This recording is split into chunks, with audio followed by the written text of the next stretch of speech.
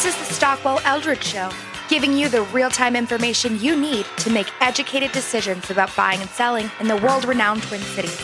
Now your hosts and real estate experts, Jason Stockwell and Don Eldridge.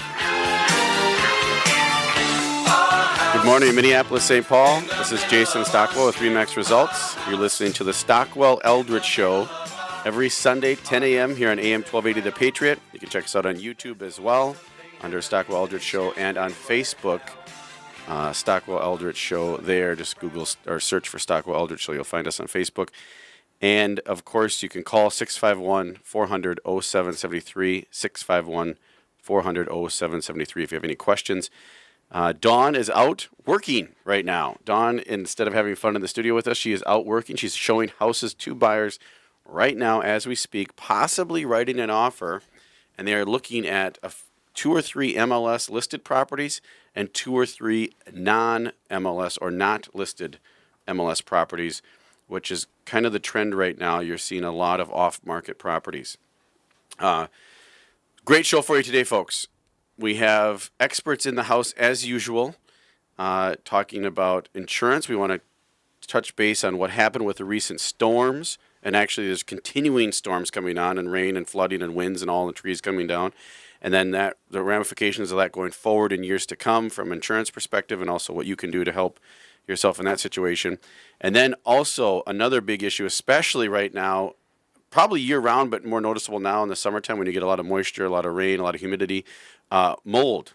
Vicki Swenson with Minnesota Mold Inspections is here, and we have Ryan Larson with the Anderson Agency here talking about insurance, and Vicki will be talking about mold and inspections and how you can help that. And then the two, we will let them converse together because there's a lot of overlay and things that go on between insurance and mold, which I think would be valuable for you folks if you are considering buying or selling, or if you're just in your house right now, living there, and you've had these massive rains, and you're like, wow, why does it smell so bad in my basement, or what's that? And you don't go down there in the summertime, or you rarely go down there, or those types of things. Market update. What's happening in the market of the Twin Cities? I was fortunate enough to teach a class last night. If you have a buyer, or if you are a buyer or know of a buyer that is typically a first-time buyer, but maybe is doing some education for their purchase, and they have a class called Homestretch, and Dana runs it. Dana's great. She has been running it for a long time, and then agents can volunteer. Or I volunteered to teach the real estate segment of that class last night in Richfield. They had a class in Richfield, and it was awesome. It was fun to be in front of new buyers and being able to share with them information, insight, and something that can help them, or hopefully help them in their purchase, because right now it's a tough time. It can be a tough time to purchase if you are out there looking, or know someone who's looking, or maybe lost out on some properties. There's a few of them. So market update. We are still, as far as inventory or supply of homes, what that means, we're still low on that. 12,362 as of last week. 12,362 homes. We would like to see that rise into the 20, just a hair under 20,000 homes available. And then as far as pending sales, they actually went down from this time last year. And new listings that came on the market actually went up slightly from this time last year. However, inventory decreased by 17% from this time last year. One good thing for you folks and for everybody, most everybody, unless you're a buyer trying to get into the marketplace brand new, is the median sale price increased by 7% from this time last year. Wow. So $259, right? $259. I just looked at it right. $259. Yeah. I think that's an all-time high in the Twin Cities. Pre-recession, even when the boom was going on in 06. Yeah, it was high. I was really surprised, actually.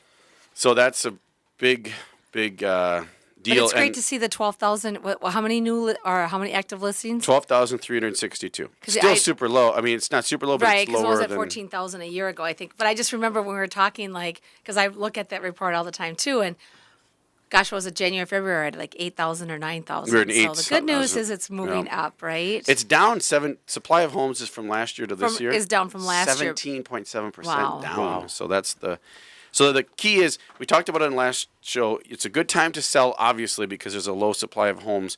The median sale price is higher, and there's still buyers out there trying to buy because the rates are still low. The Fed met. I don't think they did an increase this time. I think they're going to meet again, and maybe next time they're going to do an increase. But Stephanie maybe knows more about that. Well, and we've always talked about it before is, our economists or whatever, we're already planning for all of it. So it's really kind of built into the rates. But, we had, what was a couple months ago, I think, when David Arbit was here. Yes. And, overall, I mean, if you look at time and rates, I mean, I'm sure there's a lot of listeners who bought homes at 10, 12%.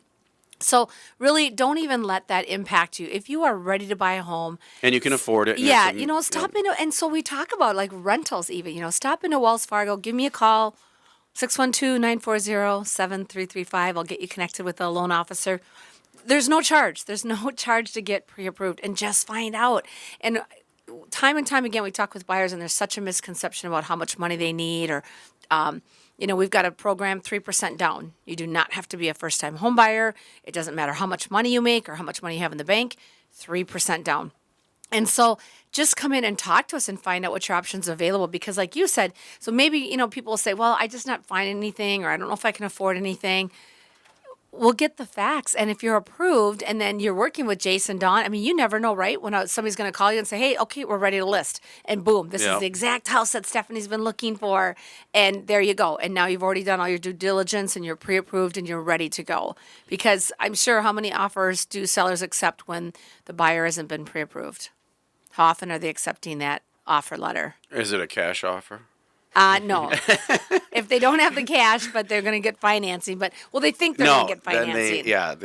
They wait. How quickly, so if I find the house that I'm looking for, how quickly do I need to move on that? If it's a good one, very quickly. That's what I said in the class last night for the home stretch class. I said, if you have your ducks in a row, have your pre-approval ready, have everything ready, because if you see one and you really like it and say, wow, this is a good buy. This is actually a nice house and I could see myself living here. Or you get the goosebumps, that feeling of like, wow, this is it.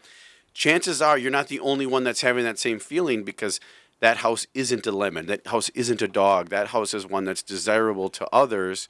And so you need to move on that offer quickly. And and I told this to the class last Sunday, I said, if you're like, oh, give me a night, we've had this happen.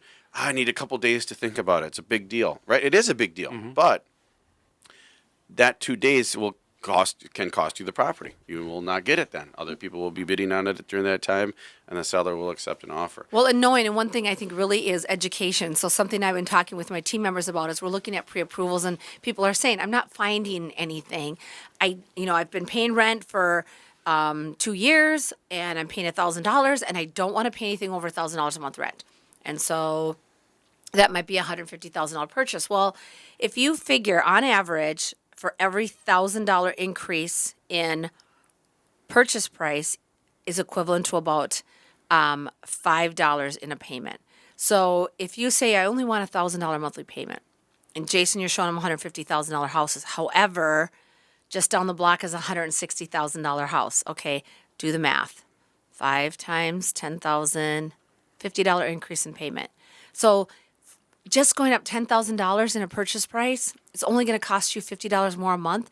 Think about it in that aspect. So really, long term, know your numbers, right? Okay, I know you only want to pay $1,000, but what if you paid $1,050 and you're going to get that house, and now you're owning that house instead of renting? So that's why it's so important to get educated on your financing for what you can afford and what's available out there. And so again, we're going to qualify you for the maximum amount. You tell us what you have to decide what payment is comfortable for you, but also know what's possible. Like, know that difference. And I'm sure that's a good loan officer will tell you that, and also working with a realtor. Like, don't just stop. Well, I'm not finding anything in the $150,000 range, so I'm going to stop looking.